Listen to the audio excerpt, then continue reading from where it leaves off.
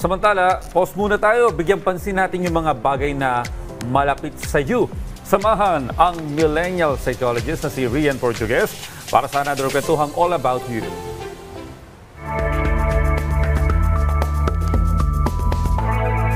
Magandang araw. Ako nga pala si Rian Portugues, your millennial psychologist, at welcome sa All About You, kung saan ito ang safe space mo at pag-uusapan natin ang tungkol sa'yo. Kamakailan lang nagkaroon ng board examination.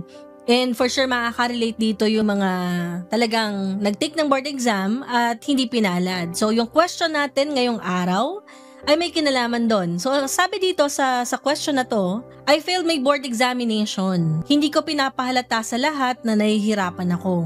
Di ko alam kung anong gagawin ko after nito, paano ba bumangon sa failure. Yung ganitong klaseng point na kung saan napakahirap ng mga questions, 'di ba?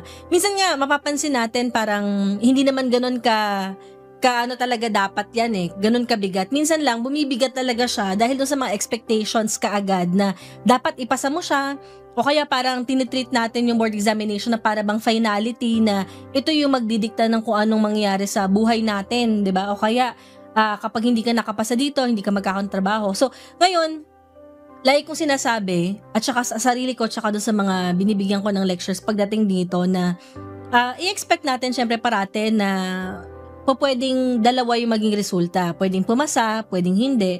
And at the same time, yung ganitong klaseng pagkakataon na kung sakaling hindi ka nakaabot sa cut-off score, hindi ibig sabihin kawalan na yun, 'di ba? Ng opportunity, o kaya parang kakabit ito ng pagkabigo mo as a person. Syempre, alam natin na iba-iba talaga yung sitwasyon, maraming mga factors kung bakit hindi tayo nakakaabot dun sa cut-off score. Alam ko na kapag sinabi ko to, hindi naman automatically na mababawasan yung nararamdaman mo. Syempre, yung reality, masakit pa rin siya. Na pwede mong gawin is allow yourself to grieve. Hayaan mo yung sarili mo na maramdaman yung pain. 'Di ba? Sense of loss din siya. Nandun yung expectation, nandun yung time, ginawa mo yung lahat na makakaya mo para makapasa. At kasama dito habang nag-grieve ka, sana pakatatagan natin yung ating sarili. Hindi ibig sabihin na nag-fail tayo ngayon, hindi na tayo magkakaroon ng opportunity na maipasa siya. Reframe itong failure na to as a form of lesson, 'di ba? Kasi hindi naman siya totally parang failure talaga kung titignan, 'di ba? Meron tayong matututunan doon sa mga nangyari sa atin. Hindi siya final, 'di ba?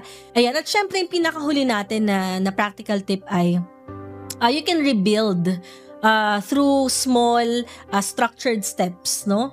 Hindi naman kasi kagad magiging okay yung pakiramdam, 'di ba? So ano ba muna yung pinakamaliliit na mga bagay na kaya mong simulan, mas magaan sa'yo or mas madali sa'yo. So tandaan mo din syempre na importante na meron tayong social support. So, kung sakali na katulad kayo nung nagtanong na to, 'di ba? At meron kayong problema na feeling ninyo nahihiya kayo itanong sa iba pero gusto niyo malaman ang sagot, huwag kayong mahiya na magtanong ng question ninyo or huwag kayong mahiya na ipadala yung mga tanong dito sa email sa baba.